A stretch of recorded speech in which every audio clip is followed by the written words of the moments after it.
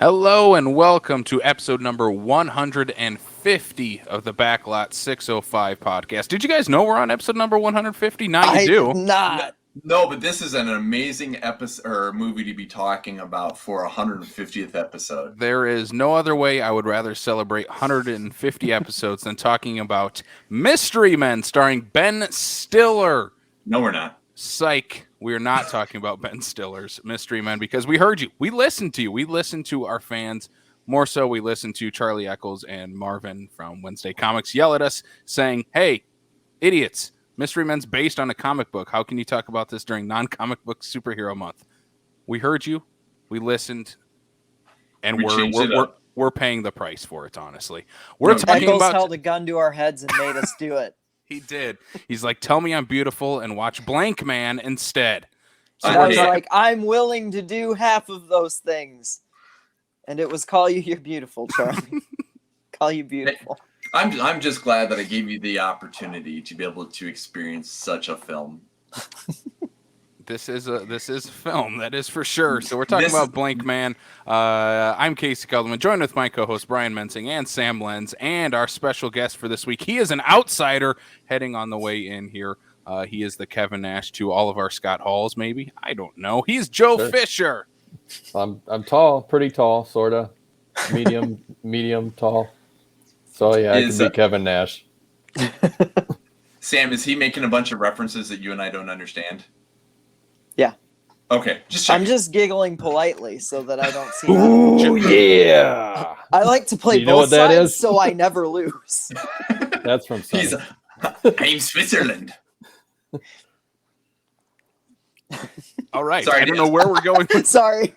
I didn't have anything else to say. I can keep going with wrestling references, but I won't until maybe a little later on in the show. I don't know, especially since one of these movies we're going to talk about in the box office has macho in it. And something macho related will be brought up during that. Yeah. But we're talking about Blankman from 1994 because, hey, guess what? It's not based on a comic book, and it is a superhero movie, sort of, I guess.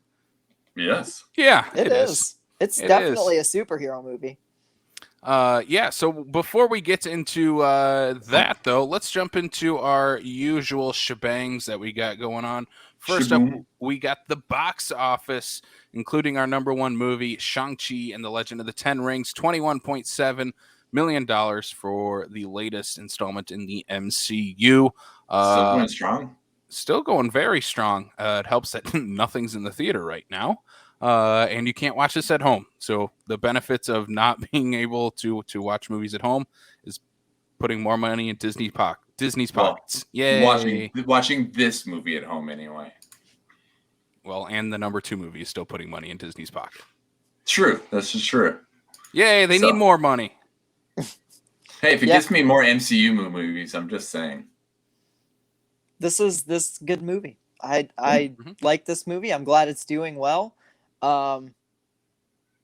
It doesn't really surprise me that it's number one for the third week in a row. I wasn't sure how it was going to do with everything, just, the Delta variant, all that stuff, but I'm glad that it's making the money it is, and I, can't wait to see another one of these, because there's no way they're not going to make one now. Oh, yeah, for sure. Mm-hmm. Yeah. Joe, have you had a chance to watch Shang-Chi yet? Nope, I haven't had the chance to get to it yet, but hoping to see it soon. They continue to prove everybody wrong. The farther they get down the roster of superheroes, they just keep pulling out winners. Seems like a long time since we've done Ant-Man that, people kind of that weren't familiar thought, what is this thing going to be? And then, they just keep knocking it out of the park. So good for them. And I do think that it's because they're doing a very good job of finding the right people to be the shoulders of that character. Because, who would have ever thought that you put Paul Rudd in a superhero movie? And, he's going to be, he would have been the comedic sidekick, not the actual superhero. But he works for that particular character. So I think that they've continued to do that throughout, including up through Shang-Chi. Me watching Halloween 6, The Curse of Michael Myers, thought Paul Rudd should be a superhero right then and there.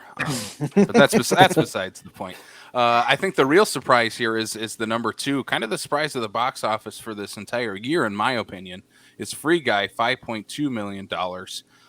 Again, I think this is kind of Disney / 20th Century Studios testing the waters of what they can not get away with, but what they can put out in the theater and not have available right away at home for that $20, $30 price range and still make a ton of money. I mean, it feels like Free Guy's been in the top 5 for 3 months now.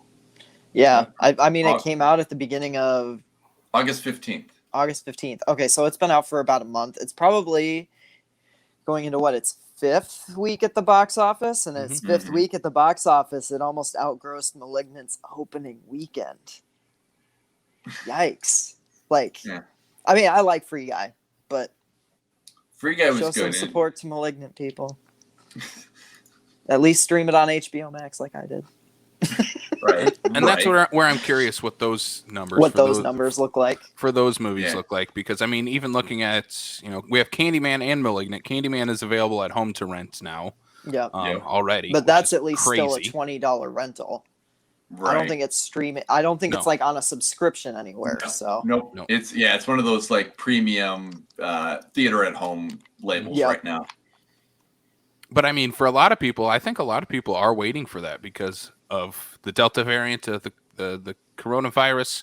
Too, most people have a pretty sick setup in their house of, I'm just going to watch movies at home because my TV's 75 inches long, and why would I go to a theater with annoying kids and overpriced popcorn? Yeah, a lot of people feel that way. Yeah, I mean, sorry, Joe. No, I was just going to say, movies aren't even alone in that fact. We saw here in the state of Iowa, the Hawkeyes played yesterday with 7,000 seats available for a home game because a lot of people can sit at home and watch football with pizza and wings and all of that, at their fingertips, and they don't need to go out and sweat at a game. So, how many of those 7,000 seats were actually filled? It's hard to say whether they'll ever be honest about what the true attendance is, because I'm not going to sit there and stare at my TV and try to count common faces, but but yeah, Free Guy, it kind of fits superheroes. It's like a video game movie that's not really a video game movie. So and of course it has a big name in front of it, but it's cool. These are the kind of movies that we still need to see have some success too. The ones that aren't like a big, huge property or franchise or anything, kind of start something new. Original ideas, I guess.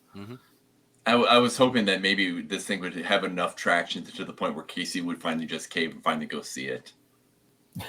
No, I will not watch this. I'm gonna laugh the time then when you finally end up having to and be like, this one's so bad. I actually kind of like this. I will eat my own words if that happens. I will, or I'll eat something. I don't know if it's my words or if it's my. He's probably just gonna eat pizza, guys. It's probably pizza. Definitely pizza. Sam, you and I have to figure out a way that we got to make Casey watch that movie.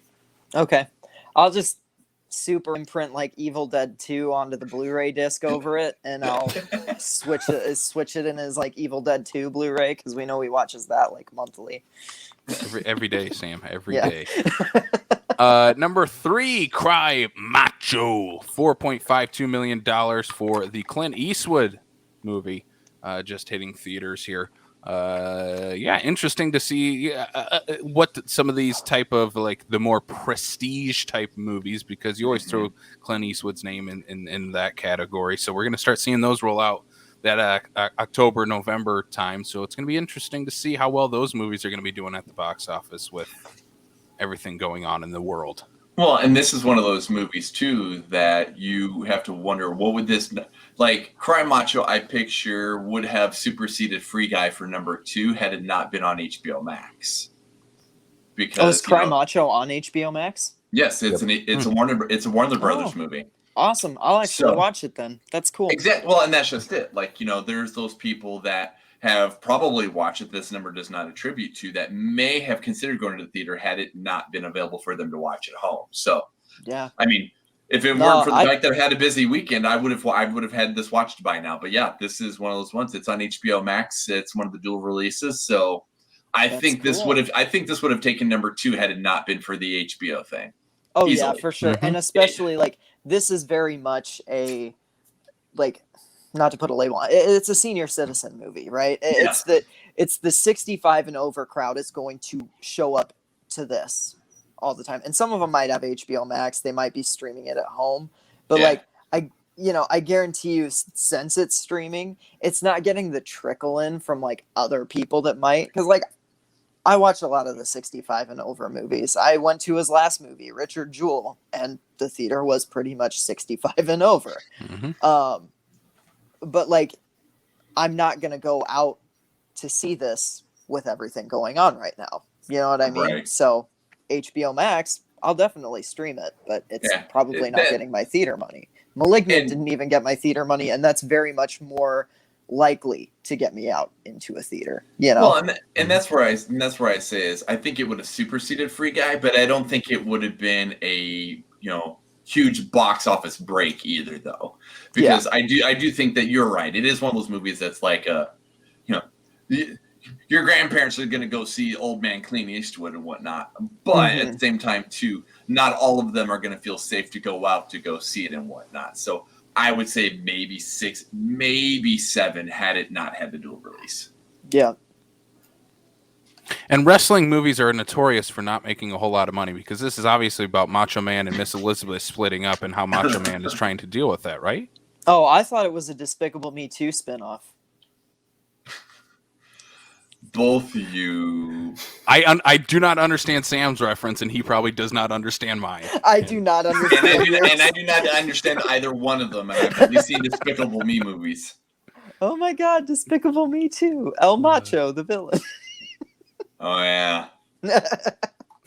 He Sure. jumped into a volcano on the back of a shark that was with like 10 pounds of TNT strapped to him or something like that. I don't know. So how about number 4, Casey? Number 4, Candyman probably has a volcano shark in it somewhere. $3.5 million for Candyman.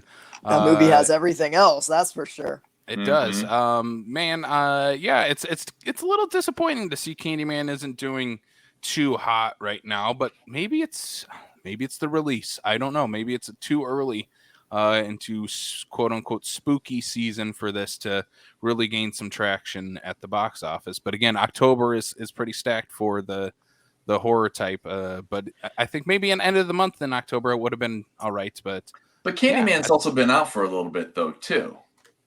Yeah, but it This is its didn't third do week, I great. think. Yeah, it's only its third week, and it didn't have a huge opening weekend either. I do think with horror especially, a lot of the times, like, I want to say, like, this is kind of changing, but not really. A lot of times I feel like horror finds its legs on home media when it goes to streaming, or like back in the day when it hit VHS or DVD or whatnot. Because, I was watching horror movies when I was in like 6th grade, but I didn't actually see my first horror movie in the theater, my first R-rated horror in the theater until I turned 17. Like, all the movies that I had loved up to that point, I had found through like DVD or VHS or something. You know what I mean? Mm-hmm. So I feel like with Candyman, yeah, it's not doing super great at the box office, but it's going to, like, I guarantee you this thing is going to start having a cult following soon, and it's going to grow once it hits a streaming service, or just, people start renting it on whatever digital store they do. I really think this thing is going to pick up, and it's going to be one of those movies that we're talking about 10 years from now still. I kind of feel like there hasn't been a whole lot of marketing since its release, though, either for this movie. Yeah. Like, I would expect, like, even walking into a Spirit Halloween, where's a Candyman full costume, licensed costume? Where's a Candyman hook that you can buy from there? That type of stuff. It resonates with horror audiences, especially, is finding that type of stuff, whether that be Candyman T-shirts online or Candyman things in the store. You're seeing Halloween Kills stuff all over the horror aisles or the Halloween aisles now.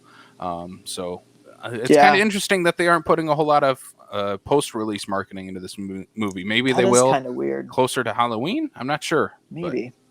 Because, I remember even walking into Spirit the first time I went, and obviously they weren't fully stocked with everything yet, but there was not a single Halloween film franchise, not a single thing in the store except for one T-shirt in their like T-shirt rack. And I'm like, with Halloween Kills coming out, you would think they'd have more. And now there's entire sections dedicated to just Michael Myers masks. Mm-hmm. So I don't know. It is weird because I feel like the only thing we've seen from Candyman since is like that release of the 4 Funko Pops. Mm-hmm. And that was the opening weekend. Yeah, that was literally the opening weekend. I know Cavity Colors and Fright Rags both did clothing lines in tandem with it, but they launched before opening. Mm-hmm. Like that was more of a pre-seeing the movie type of thing. So I don't know. It's just weird. There's no back end marketing on this, and I hadn't even thought of that until now. A movie that needs some Funko Pops is Malignant, $2.68 million. I want to see all the variants for that, for anything related to Malignant. Horror fans. Why is that Pop's body on backwards? People would eat it up. I think anything Malignant merchandise-wise would be swiped up by horror fans and just movie fans alike right now, because everybody's talking about this movie, and again falls victim to the curse of the HBO Max release because it is not doing too hot. Again, didn't even do too hot its first weekend like the Suicide Squad did earlier this summer, but again falling to that HBO Max release trap of after opening weekend, you're going to see big dips, and this one hasn't even seen a big dip. It's just hasn't performed very well at the box office at all. Yeah. And I think James Wan's probably sitting here going, I don't care. They're still paying me for Aquaman 2. Yeah, I mean, and I got to make my movie. Aquaman 2 is going to be a hit. He made the movie he wanted, and it's divisive, but the people that are loving it's a love it or hate it movie, but there are enough people that love it to where, like, I think he knows he succeeded. Yeah, like, absolutely. Malignant was nothing but a win, honestly. Yeah. He literally probably was like, I want to make this. It's going to cost $40 million. And, Warner Brothers is like, just go make your movie. You just made us $1 billion. Yeah. We can afford to pay you the small percentage. Yeah, I think this is one that I didn't really have on my radar, but then seeing a lot of people online talk about it, it's all been really positive buzz. So having it on HBO Max, while it hurts it kind of the public image of it a little bit and people's perception, it's one that I'm more likely to see now, just because everything I see about it is people raving about how great it is. So yeah. I think all three of us really dug it. So all three of us are like, so that was not what I expected, and it was amazing. Yeah. Yeah. Joe, you're gonna love this. Love this movie. It's insane. It's like The Outsiders. It's exactly like The Outsiders. Just like it. Sam's over here going, I don't think I'm talking about the right Outsiders. Oh well. There's death in The Outsiders, right? Which Outsiders are you talking about? The wrestling Outsiders or the Tom Cruise Outsiders? Tom Cruise Outsiders. Yeah, see, that's what I'm saying. You're wrong Outsiders. Even I got that part figured out. Sam, I'm going to have to teach you some wrestling things. You are going to have to teach me. I'll come over and watch wrestling anytime, Casey. I'll teach you the things of the sweaty men grabbing each other. I will teach you how it works. Okay, sounds good. All right, let's go to the news for the week. Sad news to start us off, and sad news to end us, but exciting news maybe in the middle. I was like, are you doing the news, or what are you doing to hear me here? I'm spoiling the news. There's two sad newses? Oh my god. There is definitely two sad newses, Sam. I didn't especially look at the notes. One for It depends on what one deems sad news. The first true sad news is the infamous Norm Macdonald has passed away at the age of 61. I guess he does qualify for this because he's been in movies, but he's most synonymous for his wonderful work on SNL. And killing it on every late night talk show he ever guested on. Correct. He even had one of his own for a short period of time. Mm-hmm. Oh yeah, the Norm Macdonald wasn't it just called the Norm Macdonald Show? I think so, and it was amazing. Yeah. What a cheeky bastard! I loved him. Right. Obviously he's most known for Saturday Night Live's Weekend Update. Probably more infamously was his version of Burt Reynolds on SNL's Jeopardy. That's not his name. As Turd Ferguson. Turd Ferguson. It's funny. It is funny. It is funny. So he will be a sad one it's going to be gone. And what was interesting is, unbeknownst to me until I was reading the article and whatnot, is that he'd been battling cancer for 10 years. Like, obviously, for what little times, because that talk show I was talking about, I know I've seen within the last 10 years. So he was doing that while he was doing all of this and whatnot. So, I think he did a great job of being able to keep that front, if you will. Yeah, I think it was kept out of the public eye that he was battling cancer for that long. And that's kind of impressive that he and his friends and family could kind of keep that out of the public eye for so long. But again, he's that type of comedian that I think that kind of, in a way, stood out of the public eye. He was never anyone's favorite on SNL. He was never the go-to movie star. But NBC wanted him off Weekend Update. They hated him as and he's one of the best Weekend Update anchors. Yeah.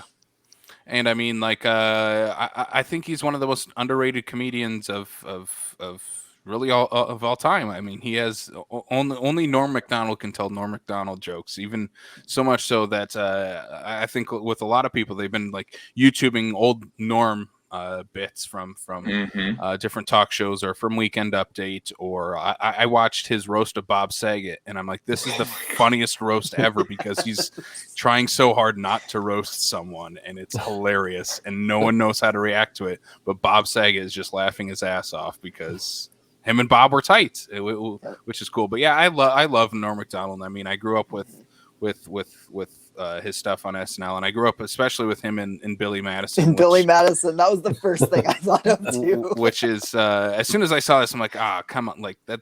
I immediately associate him with the Adam Sandler crew, and just to see him pass, it's a very sad thing. I think he is one of the most underrated comedians that we have out there, and I mean, at least he, in a way, his death kind of put more eyes on him, and more people are talking about him that we haven't talked about Norman in a very long time, which is kind of sad. But yeah, I mean, I love Norm Macdonald. Sad to see him go. Yeah, he was incredible. I mean, and I don't know if it was an older joke or one that he made while he was battling cancer, but did you guys see the joke that he made that was going around where he was like, no, like, cancer doesn't win. Whenever he's like, I'm pretty sure whenever the body dies, the cancer dies with it. So the best cancer can ever do is a draw.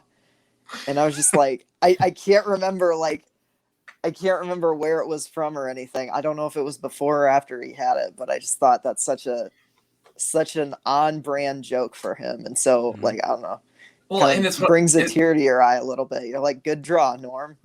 Like, yeah, just interesting. And I think it's one of those things too, because of his delivery, because of the kind of comedy that he did, was why I also think that he was able to kind of keep this under wraps, because of jokes like that. The way he delivers and the way he writes his joke, he could be blatantly talking about himself, but the way he does it, you honestly, it not to say that he thinks that he's smarter than his own audience, but smart enough to know how to be able to construct it around the audience so that he can basically, get that lethargic, get that out without basically putting the spotlight on himself in the process. Yeah. His comedy was never about him.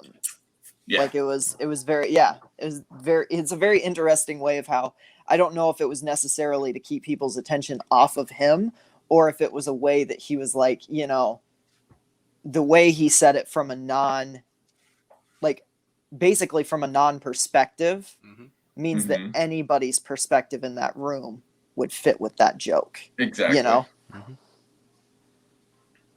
Yeah. Brilliant. Sad he's gone. If this weren't a podcast, I'd say we'd have a moment of silence, but then people would wonder if their podcast broke. I don't think Norm would want a moment of silence. No. Probably not. No. All right, so on to some fun stuff, which I'm actually kind of excited for this, even though I don't necessarily know if it's a sequel we need. But Tracy Morgan to join Schwarzenegger and DeVito for the triplets sequel to Twins.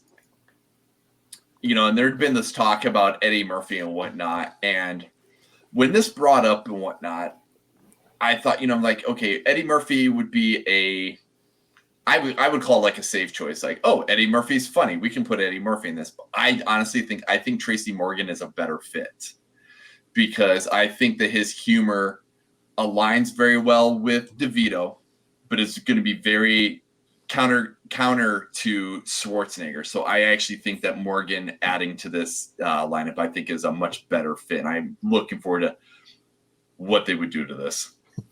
I'm a firm believer that we need more Tracy Morgan and everything, so I'm down with it. I'm curious what Danny DeVito we're going to get because he's like, when he started doing his role on It's Always Sunny over a decade ago, it was such a weird thing to see him in because he was kind of that sort of family-friendly guy that I grew up with in the 90s. He was the director and star of Matilda. Yeah. And then now I don't see him that way anymore. I see him as the guy that crawled out of a leather couch butt naked, sweaty. You see him as the guy who put on a children's beauty pageant so he wouldn't be labeled as a pedophile. Or rolled around in his that guy used to direct children's movies. Or rolled around in his underwear covered in hand sanitizer. You know, you gotta stop living in the Matilda age though, because you do remember, you know, he also played the Penguin. He's gone dark before. He's done, you know, Throw Mama from the Train, you know, with Billy Crystal and whatnot. You know, Taxi. He was such a jerk too on Taxi back then. I'm very curious what comedic side of Danny DeVito we're gonna get. Are we gonna get the modern one like Joe was talking about with like It's Always Sunny, where he's kind of more the like, hey, look, I'm Danny DeVito. You know me from your childhood, but I'm going to gross you out with whatever crazy thing I'm going to do. Or am I going to be like eat sausages out of my front pocket? I think we are going to get a meld of weird new version of Danny DeVito that's still going to pull from that original perforance. Yeah, it's just interesting because comedy's in a different place now, where everything kind of tends to skew blue a little bit more than it did. You know, even the movie that we're talking about today would be like extremely tame by today's comedy standards, I feel like. Mm-hmm. Yeah, I'm interested to see the dynamic between Schwarzenegger, DeVito, and Tracy Morgan. On paper, I can't see it. I really can't. But, and maybe that's just because in my mind it's always been Eddie Murphy, because that's been talked about for almost 30 years. So it's like, that always made the most sense to me, just because of he falls in line with the era that DeVito and Schwarzenegger come from, more so than Tracy Morgan. But I think Tracy Morgan's going to add a different style of comedy with Schwarzenegger and DeVito that I think him and Schwarzenegger are just going to have this strange chemistry that's just going to work extremely well. And I'm hoping we get a little crazy Danny DeVito, because I think that's a perfect mix between those three characters together. Well, I think having Tracy Morgan, I think, is a better fit, just because, I don't know, I picture Eddie Murphy, even though he'd be the new person coming into quote unquote a franchise, would still attempt to try to make himself look like he's the bigger of the three. Whereas Tracy Morgan is so good at like the ensemble thing. Like he knows where he can put in his flavor, but still not completely overshadow anybody else that is in that. Yeah, he really knew when to let like other cast members shine in like 30 Rock and things like that. I love Tracy Morgan. I'd say I grew up on Tracy Morgan more so than I grew up on Eddie Murphy. It's because you're like just 12. Because of 30 Rock, and you know, like mainly because of 30 Rock actually. And you know, like Eddie Murphy, when I was a kid, he was doing stuff like The Haunted Mansion and you know, like stuff that I wasn't super into. You know, so I don't know.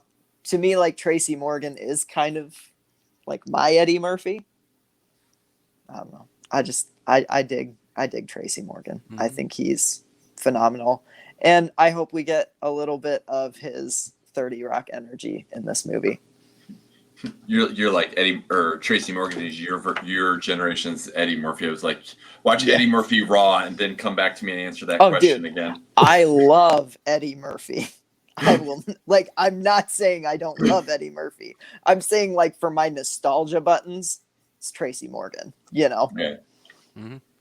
But I just Yeah. rewatched Raw the other day. It's so damn funny. it He's is. so He's funny. hilarious. He's a genius. I still need to watch My Name Is Dolomite. There are So some of those instances and stuff that is that old where you're like, I don't know if I should be allowed to laugh at it now, but you know that it's funny. Yeah. All I know is his jokes about Bill Cosby hit different now from the first time I saw him. Right? Anything that comes up Bill Cosby, you're like, oh. Yeah. All right. So, on to Sam's wonderful piece of news. Jonathan Entwistle to helm a remake of The Lost Boys. Currently, Noah Jupe and Jaden Martell to star. And I'm with Alex Winter on this one here. Needs to have mullets or it doesn't need to be made at all. Yeah, go mullet or go home. Yes. Look, I talk about The Lost Boys so much. Everybody that knows me knows that I absolutely love this movie. I am not inherently anti-remake. I don't particularly care for remakes. I did not like the Lion King remake. I didn't, I don't know. A lot of times they're not good, but they never take away from the original film. And if anything, it's a new entry point for someone to discover those old movies, so frankly, I'm glad this is being made actually. And whether I like it or not, it'll be cool that The Lost Boys is going to be back in the public conversation. I actually do like both Noah Jupe and Jaden Martell a lot, and Jonathan Entwistle's series that, you know what? Netflix, you suck for canceling this after season 1, but his I am not okay with this with Sophia Lillis was fantastic. And if he brings that kind of energy and mood to The Lost Boys, I think that could work. Mm-hmm. And I don't know. I'm curious to see what this is. Even if I don't like it, I still consider it a win. So looking forward to it. I would like to see, when I think of like the quote unquote remake of Flatliners, bringing in like the Kiefer Sutherland, cameo and whatnot. No, like if they're going to, I personally think that if you're going to get anybody like yourself to really invest in this and whatnot, is bring as many people as you possibly can from the original and just sprinkle them even as small cameos. Yeah. Well, it's like I told the group when this was announced, my big things are if it has a Kiefer cameo and it doesn't try and do another cover of Cry Little Sister, because none of those covers have ever been good. Will. I was about to say, Sam, just wait for the Billie Eilish cover of Cry Little Sister for the remake of The Lost Boys. Please, no. Look, I love Billie Eilish. She's great. Her Bond theme is tremendous. Some of her songs, I don't turn when the radio plays them. I don't want another Cry Little Sister. I just don't. We don't need it. Like, no one can cover it and do it well. I'm sorry, churches. You did your best. Gerard McMahon is the only person who can do Cry Little Sister well. I still think Seasons After does have a pretty valiant effort, though. No. They just Kiefer needs to be in this, and there doesn't need to be Cry Little Sister in this. I want Jason Patrick in this too. That's all they have to do to get an automatic 2 stars. So for me, like when it comes to the remake train, I'm the one that, unless it's a sequel, I don't like the cameos by the original. It's like, then just make the sequel if you can get them to show up. That's where I had the biggest problem with the new Ghostbusters. It's like, you have Bill Murray in this entire movie. Why didn't you just make your sequel to the Ghostbusters then? Yeah, his was almost more than a cameo. Yeah, no, his was a legit role. It was an actual role. Yeah. If you can get Kiefer for a cameo, let's just make a sequel to The Lost Boys then. Let's make forget the 2 and 3 with Corey Feldman. Let's just go straight into another sequel. But you can't though, because he's kind of dead. At least if you have a cameo, there's ways you can get around it. Movie. Yeah. No. You can easily bring back Kiefer's David. It could be like a demon or something. Yeah. Having watched The Lost Boys last night, you could just explain that Edward Herman was not his master, that he was not the one that bit Kiefer, and that's how you explain it. And he survived all these years. There's easy ways to get around it. There's literally things poking out of his body. He would have died. Yeah, antlers. They're not made out of wood. It's not a wooden stake. They're antlers. Mm-hmm. It survives. Mm-hmm. Mm-hmm. Sam likes where I'm going with this. But I think I just want him to have that mullet still. Obviously, he's gonna have It's the the mullet. coolest head of hair in all of cinema.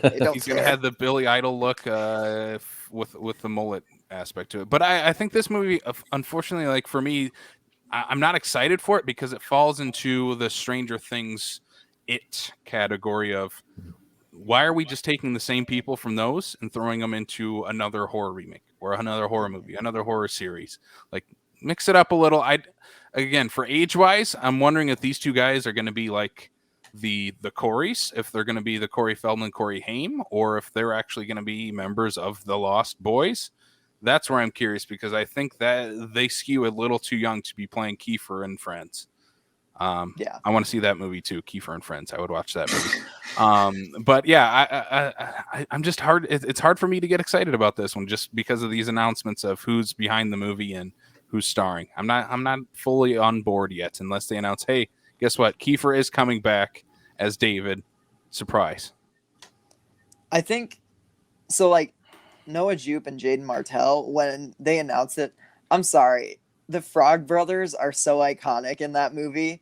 Who do you think the first people they're going to cast are?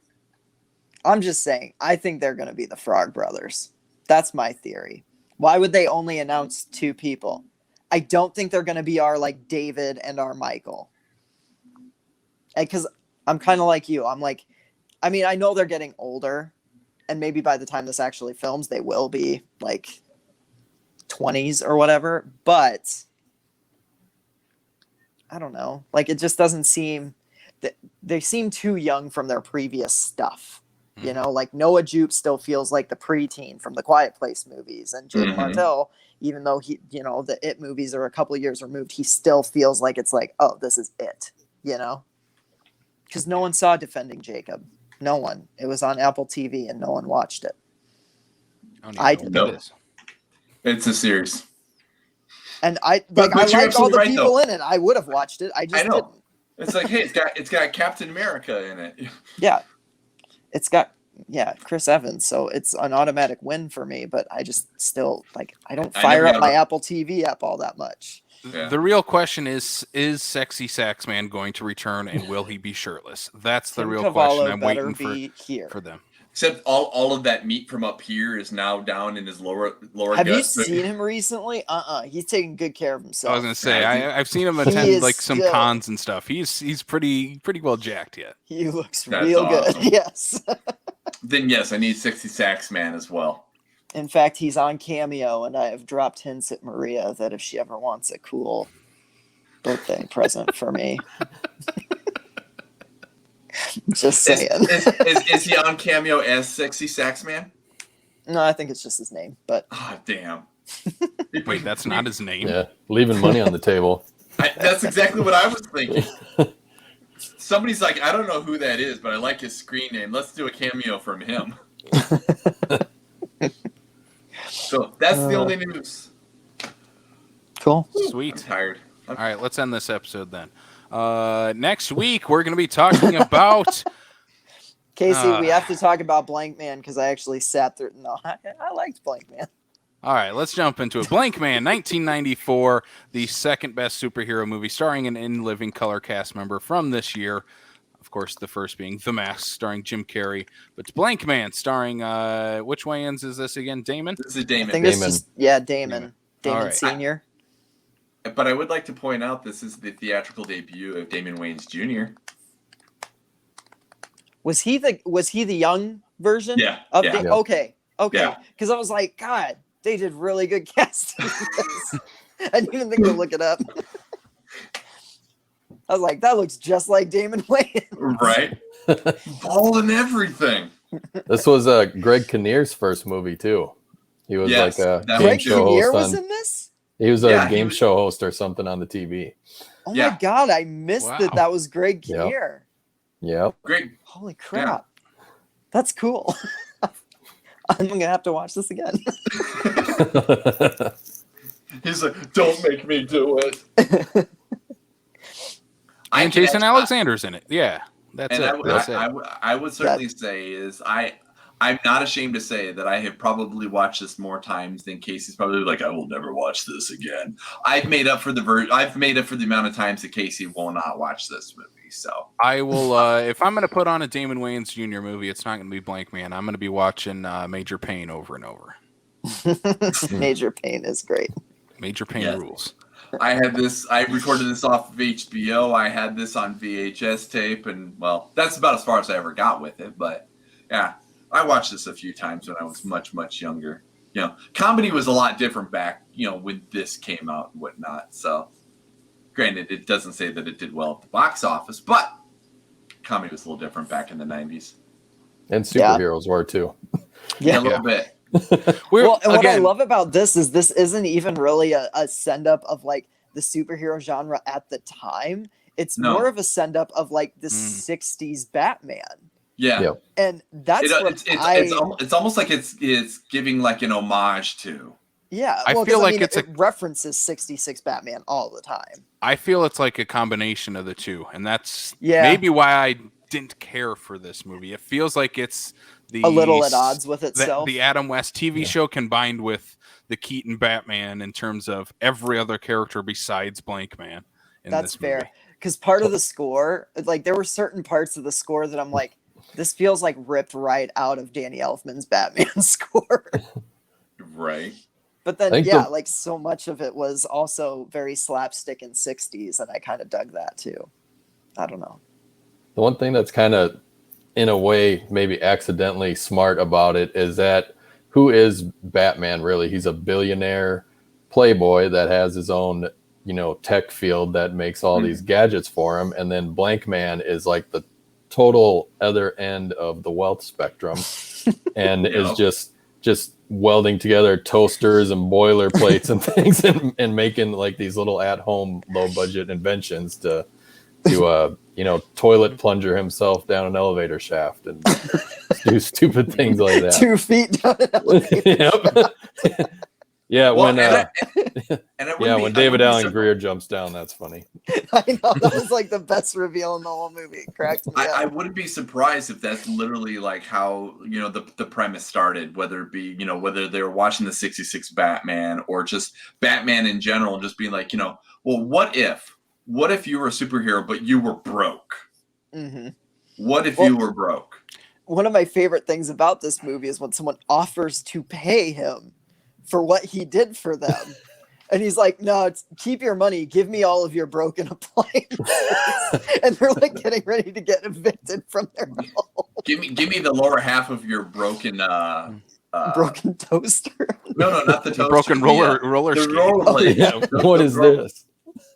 I at least applaud the fact that that joke pans out towards the end and we get to see the rollerblades in action. Mm-hmm. Oh, but he's like, but you know, so the rollerblade, and then he just chucks it because that's how you're gonna get paid in broken shit. So I think we should at least jump into a little bit of a plot for this movie because I think this is one out of that we're doing this month that most people probably haven't seen or maybe not remember a whole lot of Blankman if they have seen it. But they should. I think if you are a fan of In Living Color and old enough, I should say, then you probably have. But otherwise, most people would be like, I have no idea what this movie is. Yeah. So it stars, like we said, Damon Wayans. He plays a, I don't know, how would you, the IMDb describes him as a simpleton inventor. Maybe the best way to put him, who, after the death of his grandmother, becomes a superhero with a bulletproof costume and uses his broken appliances that he repurposes to fight crime as Blankman and his assistant, his brother Kevin, who goes by many names in this and is, I think, at the end known as Other Guy. The Other Guy. Goes by Karate Man at some point. That one got shut down, but yeah, he had some good moves. Mm-hmm. He did. I know there's especially like when they're in the alley scene, you're like, whoa, where did this come from? Yeah, so Brian, you mentioned the In Living Color portion of Yes. fans of that show would know what this is. That's what this movie feels like. It feels like, and surprisingly, it's not based on a In Living Color sketch. No, but I mean, That's what it feels like. That though, that's where I feel this concept started. Was probably with Damon Wayans and David Greer brainstorming ideas for In Living Color, and this is what they came up with, and eventually it didn't make the show, turned it into a feature-length comedy. Well, and I'm thinking not necessarily even the whole it didn't make the show but I mean, in the same instance of like other things that have been SNL, you start coming up with ideas and you start putting stuff out and you realize exactly how grand of a particular skit is, like we saw like your infamous Wayne's World, we saw that born on SNL, right? But, Lorne Michaels as well as Mike Myers, Dana Carvey all realized, this is much bigger than what we could even ever produce on the show, and we're going to turn that into a full-fledged film. Mm-hmm. That's probably a lot of what I think you're right. This probably came from the writer's room of In Living Color, but to the point where they're like, the way we want to make this movie, the way we want to try to make this character be funny, we can't do it in 3 minutes. We can't do this. And this is something where if we are going to do this, we're going to have to dedicate and go for that long form, run of a bit. And that's where I do think that's probably where this came from. This would have worked better in the 3-minute segments. I think the joke. Stop being the hater. I'm not trying to be a hater. This is how I felt about this movie. I think this works better as a sketch. If it was an oncurring sketch on In Living Color, just as with Damon Wayans playing this kind of bumbling superhero who uses stupid appliances to fight crime and bumbles his way through defeating the bad guys. That's the joke of the movie. Yeah, and I was about to say, like, even I don't know if I necessarily think, like, plot wise, I think this movie has plenty. Like, it works fine as a feature length to me, but Damon Wayans' performance is very one note, and it's very much a sitcom or a sketch performance. Like there's not a lot of, they try and write him an emotional arc, but it, like, I don't know. I never got the sense that he was actually sad about his grandma dying. I never got the sense that he was actually sad about, everything that happens in the second act where the city kind of turns or that he was actually in love. He just got a boner. Yeah. Yeah. Yeah. It's very sitcom sketchy, but like the movie itself has enough around it to at least keep it entertaining throughout, and like, I'd say Damon Wayans is entertaining. He's just not he's not giving a performance as much as he's being goofy the whole time. Yeah. You know what I mean? I do see the goofiness, but at the same time too, and I mean I get the one note, but at the same time too, I also think of like when this was made, what kind of aspects of a character are they trying to get through? Like if this was made today and whatnot, like I would say that they instead of calling him whatever description that Casey came up with and whatnot, honestly I think they would have said something to the point where like he's not autistic, like you're saying about his emotion. I think his character is built around the fact that he doesn't understand emotion, period. He's too left-brained to the point where he's just kind of onto that point of kind of a spectrum, just to be like, what, this is what I know what I can do. That's why, and I just don't think he understands his grandmother's death, because I don't think he understands grandmother's death. I'm going to throw out a movie we talked about with Norm Macdonald. I'm going to throw out Billy Madison, because his character reminds me of Billy Madison in a way. Take away the Billy Madison's just an idiot and alcoholic. But I think if you took out the alcoholic part of Billy Madison, I think they're pretty similar. But in Billy Madison, he has an arc, at least throughout that movie. He goes through character progressions throughout the movie. I don't feel like Blankman / what's his name, Daryl goes through anything in this movie. Even so much so that his brother Kevin should be the character that has the arc in the movie. And I Mhm. don't feel like he ever goes through one either. He kind of just goes, okay, here's the next scene, here's the next scene, here's the next scene, and he doesn't go through anything. Him becoming a superhero should have been the arc of the movie then. Yeah. Like him putting on the costume and saying, finally, I'm going to team up with my brother and we're going to fight crime together because I can at least protect him in that I know karate. Like that could have Mhm. been his arc. Well, Or like the one- accepting the that one- his brother was in love with a girl he had interest in. Like the one sort of growth that Kevin really does have is that by the end of the movie, he's calling for Daryl's help and like believes in him as a superhero. And like he comes to believe that the city really needs Daryl. But yeah, you're right. It's not like a huge swing. And really, Daryl, once he makes the bulletproof suit, that's kind of the last thing that he does that's any sort of change to who he is. He's like, well, I'm invincible now, unless, you know, they shoot me in the head. But Which is hilarious Just that he shoot never him. thought it out. yeah, Because like you just see the look on his face when they like tell him to just shoot him in the head, and he's like, "Oh wait." But the one thing I give that specific scene though is that you watch enough of these superhero movies where these people are being shot at everything like that, and that's something that is as a viewer of movies and whatnot, you think, well, stop shooting him where you know it's not gonna work. You've got clearly you can see his hairline. Shoot, and at least this is one of those few times in the movie where you're like, finally somebody's answering what I've been yelling at the screen for 20 years. And I mean, if you look at his costume, like it doesn't look bulletproof. I No. mean, they probably emptied into there because it's like you shoot for center mass, whatever. Like, but like it looks like he's wearing a friggin' onesie, Mhm. Like why wouldn't Pajamas. you just? Why dish wouldn't gloves. you go for headshots are harder to do.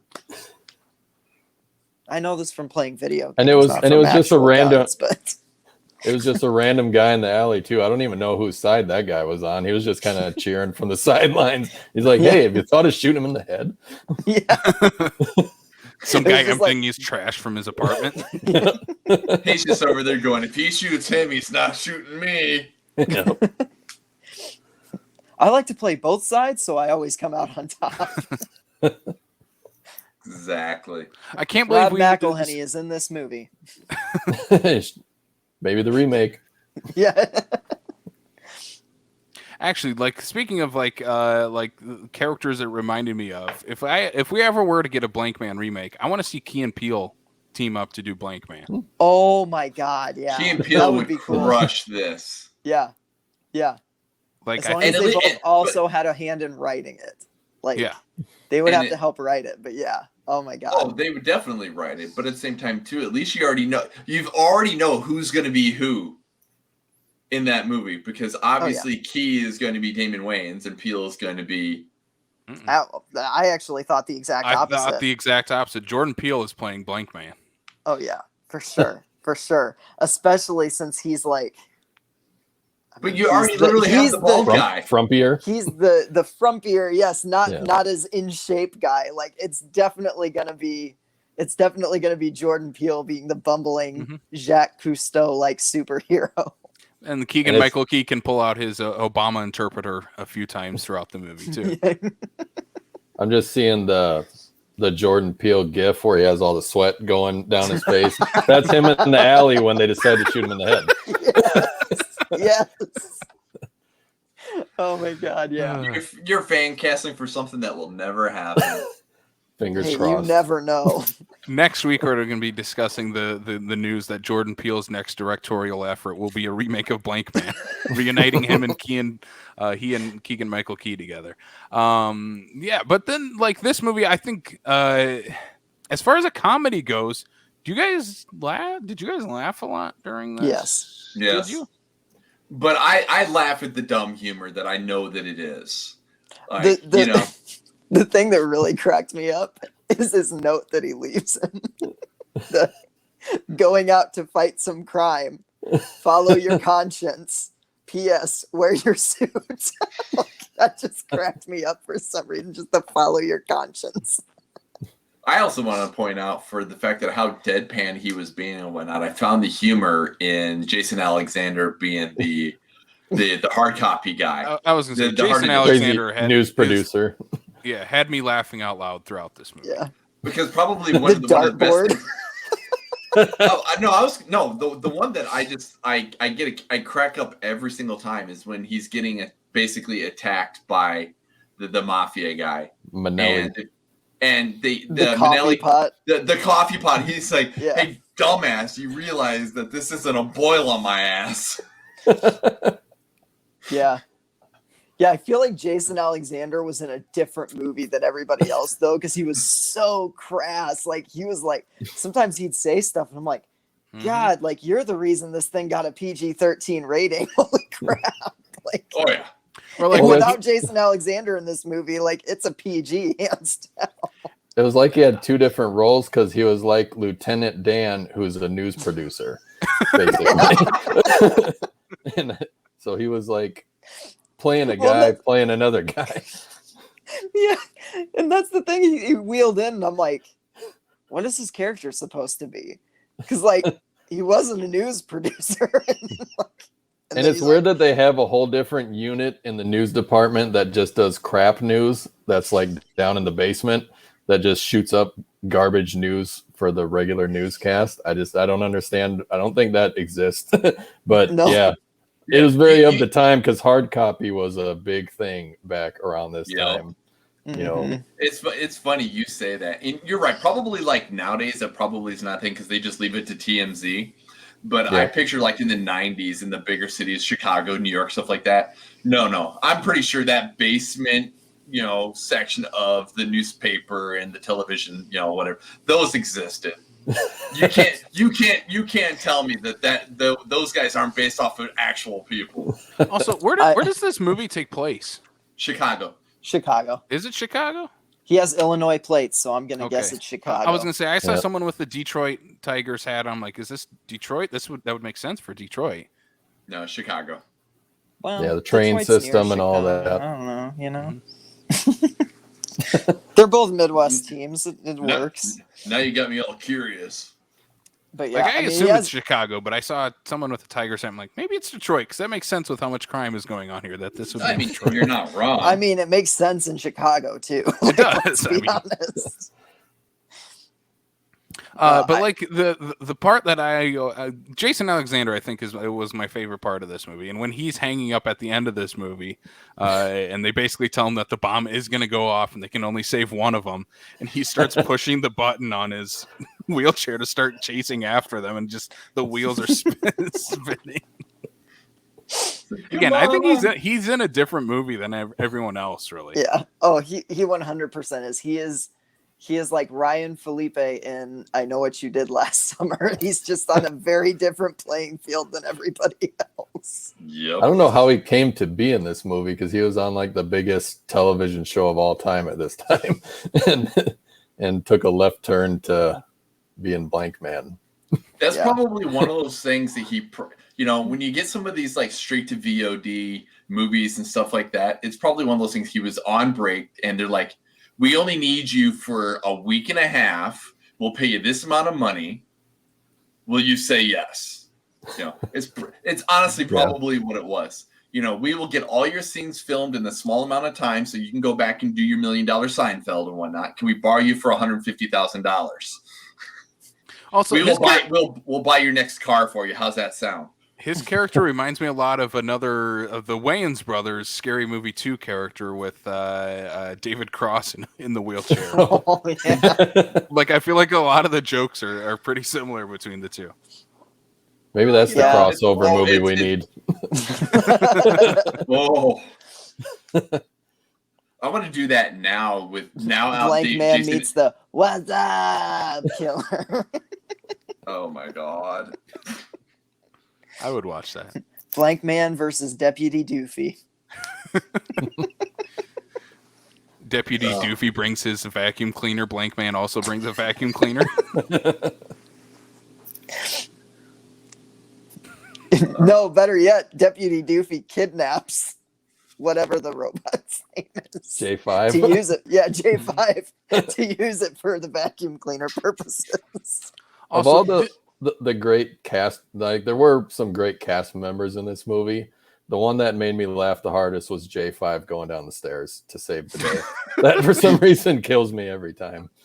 I have to agree with that because it's one of those things. It has been a hot minute since I've seen this movie and whatnot, and as the memories come back of watching this movie, and all of a sudden you're like, J5's gonna come to the rescue. I'm like, oh yeah, I remember how this is gonna go, and I'm just waiting for the punchline, and there it goes.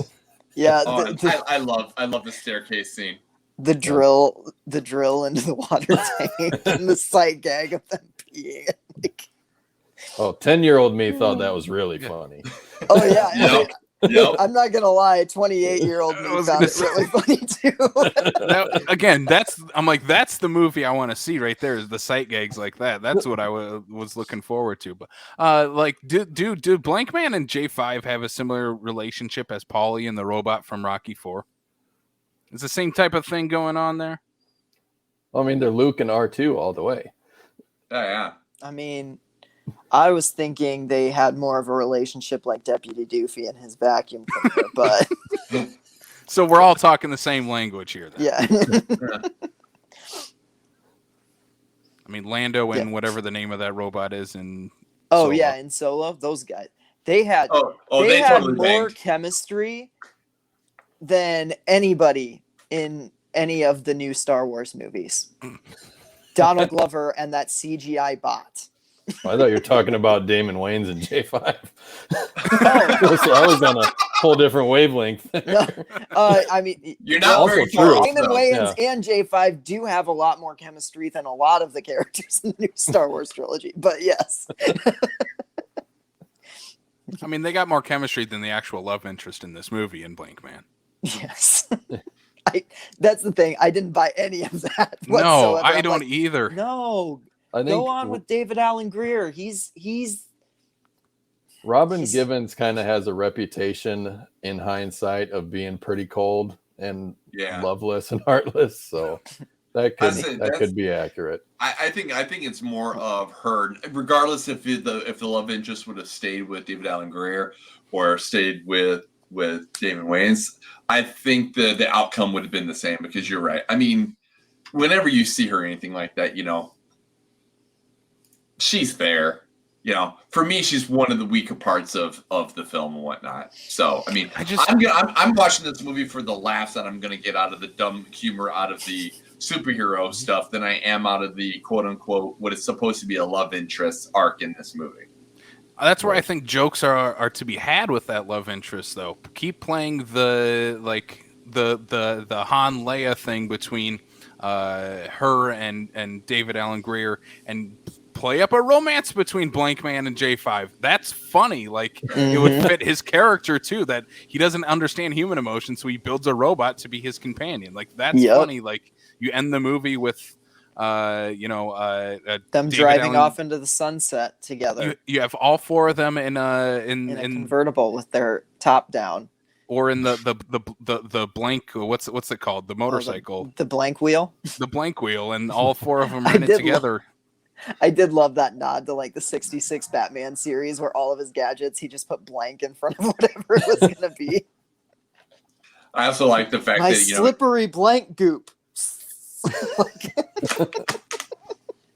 He's trying to go down the railway, and every time that he's trying to talk to Robin Givens, he has to stop the motorcycle just so he can talk. I can't hear what you're saying. Train's right behind him. Yeah. Casey's like, that wasn't funny. Not to be Debbie Downer, but They might have went to it one too many times for Casey. I think they did. It didn't have a sight gag that I thought was good enough to go with the joke. I don't know. Fair enough. But, speaking of the other side characters in this, Joe Polito, who plays Michael the Suit Minnelli, I love him in anything he shows up in, and he's yes, you sir can play nothing but a bad guy, and anytime you show up in a movie, I'm I enjoy that you're here and playing a bastard. The same guy you always play. Yeah. Yep. He also rocked that mustache to the end, man. He sure did. But like with the plot with like him and the mayor and stuff, that's where I'm like, who's this movie for? Because it's got a PG-13 rating. I don't think it's crass enough for 1994 PG-13, but it's also obviously not child enough to be like, this is a kid's movie. I'm very confused on who this movie was targeted for. See, and that's where I think, especially, we talk about how we think that this is kind of born in the sketches of In Living Color and off to its own thing. I really think that it would have probably been Damon Wayans trying to be like, I want to make an R-rated superhero, bonkers, dumb superhero movie, and the studio going, no, that's just not going to happen. So I think that's why you're running into that. Who is it for? Because I think it was probably meant for the adults that were going to go see, for what they're used to from In Living Color, but didn't quite get exactly what they wanted out of it. Well, I was just thinking of like other movies at the time that also had this PG-13 rating that got away with a lot of stuff and kind of rode that fine line between the teenage kind of like, in a way, gross out humor and the adult type of humor. Like even like the Sandler stuff, the Jim Carrey stuff, The Mask. like The Mask, right? Literally I think putting them right next to each other, it has a better tonal balance than this movie does. And I think that's why ultimately it's more successful, because they're fairly similar premises, meek, mild-mannered guy, superhero, mafia business, whatever. But like, I feel like in trying to both lampoon the 66 Batman type of superhero stuff and the like darker Tim Burton stuff and like stuff like The Mask that was starting to come out in the early 90s, I think it just needed to commit to either one or the other, because it did a good job at lampooning both.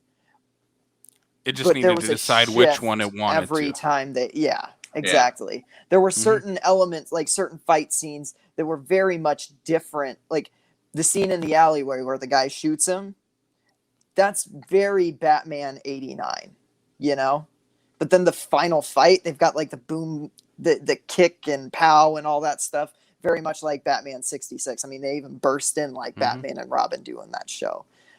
So it's trying almost to do too much from two different things. Or even like even some of the action in this movie, like when we talk about like the bank vault scene, like the mayor of Chicago, Detroit, wherever blows up. How does this affect the political structure of the city that they're in after this? They never explain who becomes the mayor.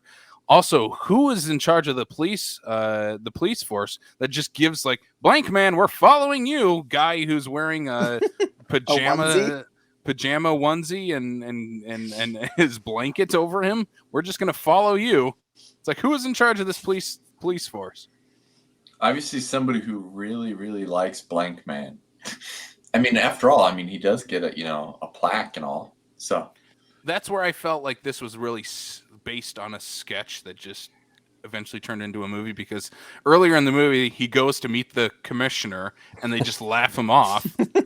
That's a great scene. That's another one of my favorite parts. Yeah. But then later the police are supposed to follow him. I don't know. Shithead man. Tell him what you told me. I don't understand the joke. Is there someone behind me?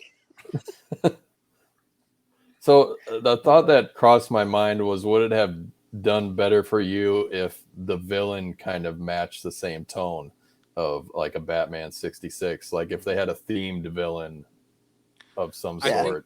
It would have kind of clashed a little bit with what they were trying to do, having someone trying to be a superhero in the real world, but it also would have had some cohesion with that whole Batman thing. My thing is, if again, I think it goes to what Sam was saying. It's two tones fighting against each other. I think it should have committed to either Blankman is the outsider, he's the comic book character inside of our real world, and he is goofy. Everything else is really serious. But then when you have like the mayor's blowing up and like you have the pow blam when they're fighting the crime bosses guys, like it shatters that illusion of like this is a real like it world. Yeah. it takes, that premise of like, oh, hey, he's like Batman. He's like the Adam West Batman, but in the real world. Yep. But then as soon as they add in more of that like Batman 66 vibe, it takes you out of that reality, That's where Maybe- I feel like Super and like Kick-Ass work of, hey, this is a real life person pretending to be a superhero and really using what they can. This movie definitely leans more goofy, but it's like play everything else is goofy then around it too. Yeah. Yes. Well, Super I mean, was like a Kick-Ass high was even- evolution of this movie. Like Super did everything about this movie to the nth degree for sure. Mm-hmm.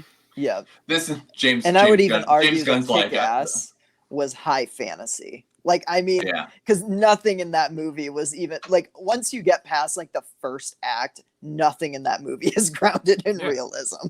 You mean having like a ninja looking like Chloe Moretz is realistic at all?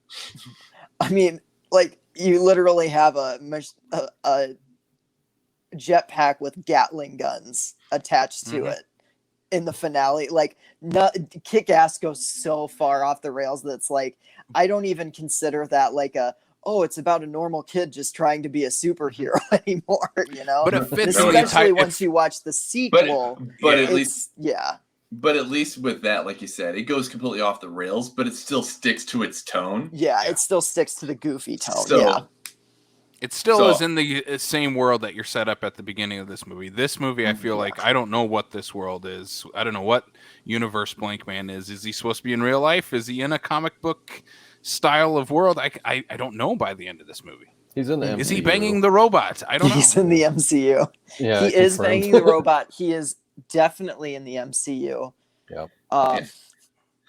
This is why we have to switch over to Disney. This is why we have the multiverse. He broke the timeline. Did you guys see the after credit scene? It just said Blankman will return. Yeah, and Robert Downey Jr. was there. I'm pretty sure. I remember that.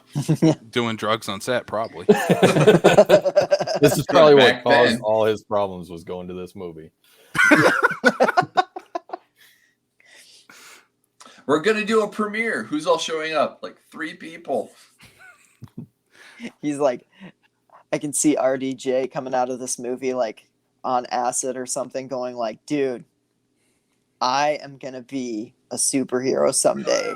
And like everybody around him going, you're just like, hi again, Robert. Like, go home, man. Like, where's that superhero movie? I want to see a drugged out Robert Downey Jr. trying to fight crime. After he saw Blankman and got inspired. That was kind of Iron Man 2 a little bit. Yes, It wasn't drugs, but yeah, that movie was Demon so in a much bottle better with a pile of cocaine. I now want to see your Key and Peele version of the remake, not necessarily be a remake, but them watching Blankman on old VHS that they drudge up out of their basement and go, we're gonna do that. So the same as this movie, but instead of Batman, it's Blankman They're at the watching beginning. Blank. That they're Yeah. watching. Yeah, okay. Blankman begins. The blank night, and the blank night falls. I was going to say the Blankman rises. He had that in this movie already. Oh yeah, the Blankman rises. Every time he kissed the reporter, the Blankman was rising. Oh, That was computers? the one bit that they did that actually could have pushed it over the edge of PG-13, I think. Yeah. Yeah. The one part that was like, I get the joke you're going for. I don't know if it fully lands. Kind of in that same realm is when the mom is delivering a baby and she grabs David Allen Greer's junk and says it's its finger. I'm like, what? I don't know what the joke is. The joke just that his dick's like the finger. Like what's going on here? I don't know. Yeah, I don't know. She also makes the reference of how big the finger is. Yeah. So it's definitely a dick joke. There were a few like kind of uncomfortable jokes in this where I was like, man, It would have been funnier if she was like, I'm holding your pinky. Like, what? Like, why am I holding just your pinky? Like, that would have been the funnier joke. Yeah. Because small dicks are funny. Yeah. But David Allen Small Greer or wasn't going to big, let anybody just not make normal. It's not normal. All right. Do you guys want to go into final thoughts on Blankman? Yeah, sure. Sure. Go ahead, Sam. I don't know. I like this movie. It's definitely like at odds with itself tonally. I could totally see how if you grew up with this, like this movie would be a treasure because I laughed quite a bit at it. There were some really good gags. I'd probably I think it's probably a 3 out of 5 for me. It's fine. It's nothing special, but I had fun with it. I would watch it again, you know? It was cool. I liked it. That's all I got. I put it in my Letterboxd review of I don't know who this movie is for, but it's not for me. I don't hate this movie, but it's just I don't think it's for me. I didn't grow up with this. I don't know if I kind of like Major Payne. Maybe if I watched it when I watched Major Payne as a kid, I would like it a little more, or like when I watched The Mask as a kid, maybe I would. I don't know. I don't really know. The world will never know. But You were this never movie, old enough. it just didn't work for me like I thought it would have, especially like because I love 90s comedies and I love the take up on the superhero genre, and unfortunately it just didn't work for me. But I'm like, obviously if you grew up with it like I think Brian and Joe, you guys did, like it's gonna hit a little differently. Mm-hmm. What about you, Joe? So yeah, like Casey kind of alluded to, we were at the time, we took what we could get when it came to superheroes. They had a cape on and a mask. I'll check it out. I talked my mom into bringing me to Meteor Man before this over the Brady Bunch movie. And in hindsight, wrong choice. Those Brady Bunch movies were genius in their own right. But I didn't realize until watching it again that I still, in the last week or so, I've called someone Silly Billy Gumdrops, and I didn't even realize that was from this movie. So that's kind of strange, but yeah, it's funny. It is at odds with itself. It's worth watching Jason Alexander alone. I think just that role is just so off the rails. It's like the wheel went. Yeah, it's okay. Yeah. Mm-hmm. I mean, when I suggested this, whatnot, because again, it's one of those ones that, for me, it's early mid 90s and whatnot, it's in living colors and everything like that. Yeah, I watched the crap out of this. And we didn't have the superhero genre like we have today and whatnot. So we took what we could get kind of thing and whatnot. Is it a stupid comedy? Absolutely. But, it's one of those ones where it's like, this is one of those little gems that sometimes you just have to uncover and be able to share with other people to make you realize, what, there's other better movies out there, because there's movies like this that people probably watch and be like, I have to do better than that. So, no, I've always enjoyed this movie. It's not one I routinely go back to on occasion. I don't own this movie in years and whatnot, but I think that, at least, give it a watch. All right, boys. Then the ultimate question for Blankman: if you had to pair this with another movie, what's the movie you're gonna pair it with? I'm gonna go first, just because I don't want anyone else to steal it. I'm gonna put it with The Mask. I'm gonna go with the other 1994 in living color superhero cast member. I was waiting for that. I'm obviously gonna watch Blankman first and be like, yeah, that was a movie, and then I'm gonna watch The Mask and absolutely love it. So The Mask. Maybe the Son of the Mask right after that. I don't know. Wow, you want to high, low, high, kind of thing there? I need a movie to put me to sleep after. Oh, okay. I just watched this movie. Like, I think I finished this movie about, 40 minutes before we started recording.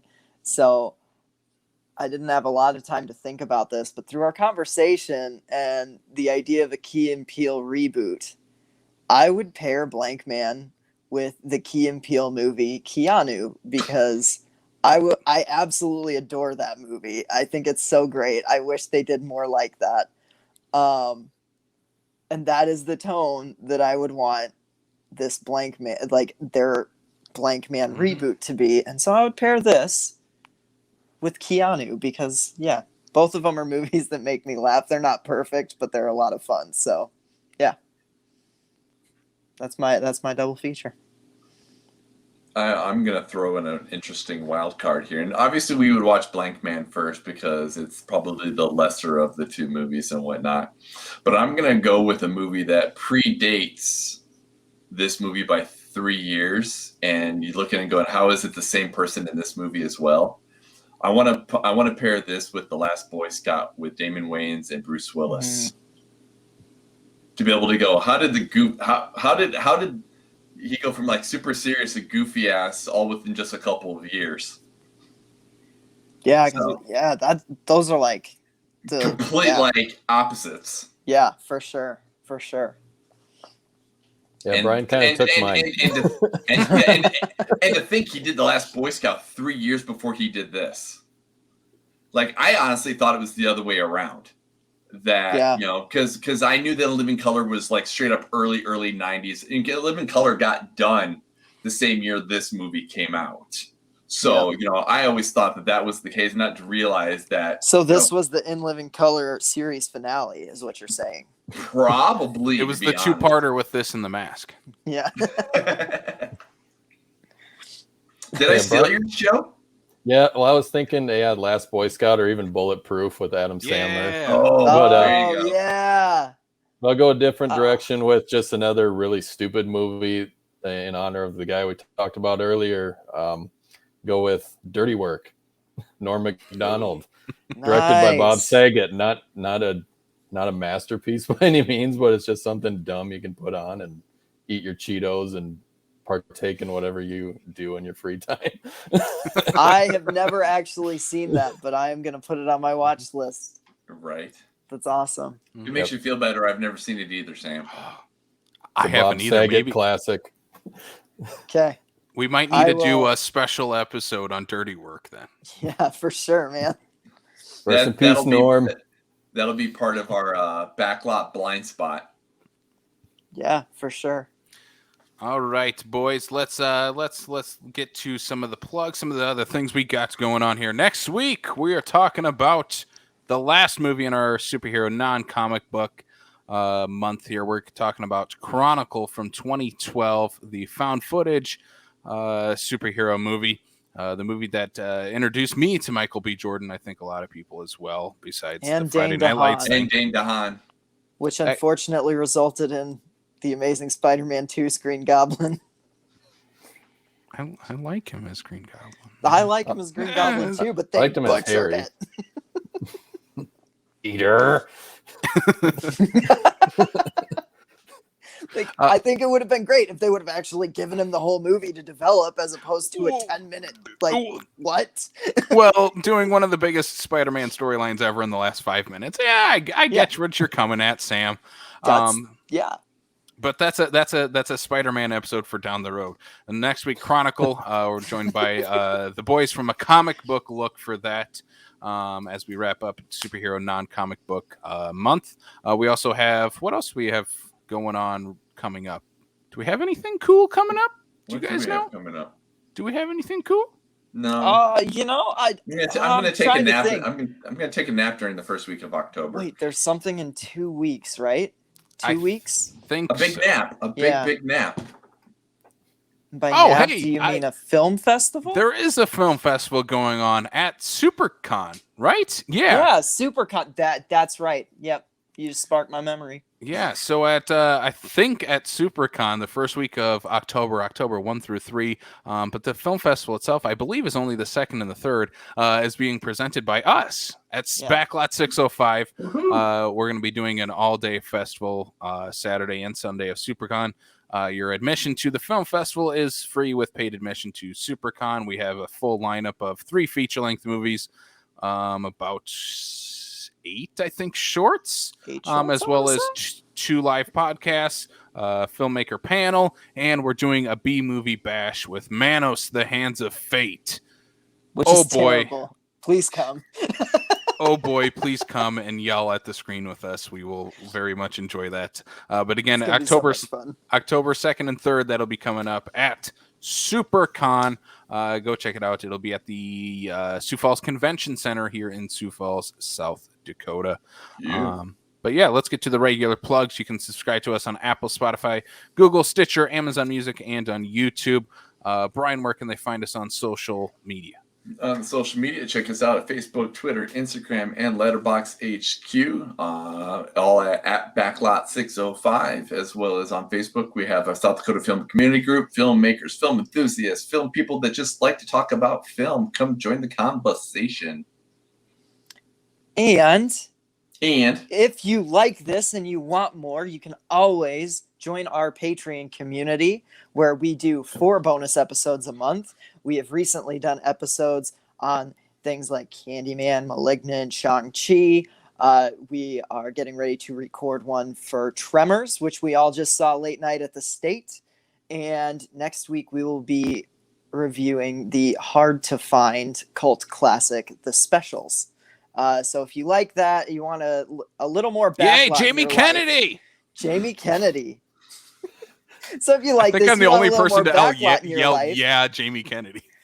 not Hey, even I Rob yell Lowe. that every time I watch Scream 3 and the videotape shows up. Yeah, Jamie Kennedy.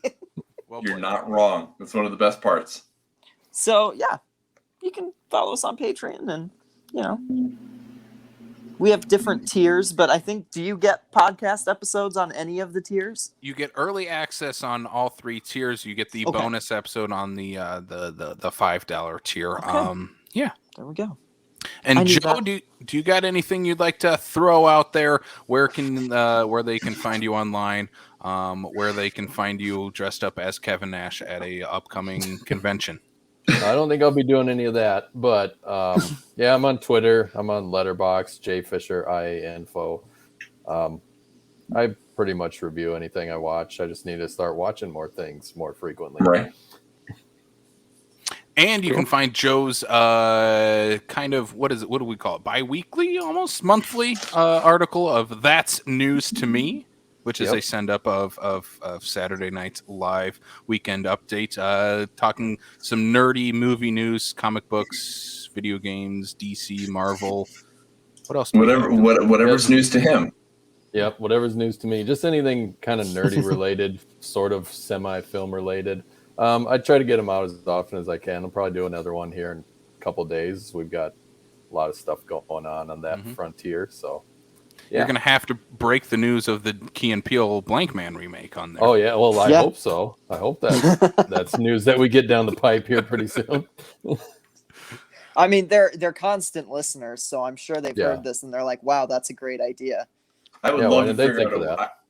I want to figure out a way that we can get the internet traffic SEO stuff to start making the news out there to the point where they have to respond to it. Mm-hmm. We're not doing this. What are you talking about? It all starts with a That's News to Me article of Joe reporting a Key and Peele remake of Blankman. All we have to do is send this clip into We Got This Covered, and it's real news. That's true. Yes. Burn. All right. Well played, Sam Lenz. Well played. All right. Let's wrap this thing up. Joe, thank you so much for joining us. I think we'll see you in a couple weeks, I believe. Right on. Or maybe next week. I don't know. There's something going on next week. I don't know what it is. There's something else going on. I don't know. What's going on next week? Nothing, Sam. You're not coming. Anyway, for Sam Lenz, I'm Casey Kelderman, and for Brian Mensing, this has been Backlot 605. We'll check you out next time on the Backlot of South Dakota. Peace.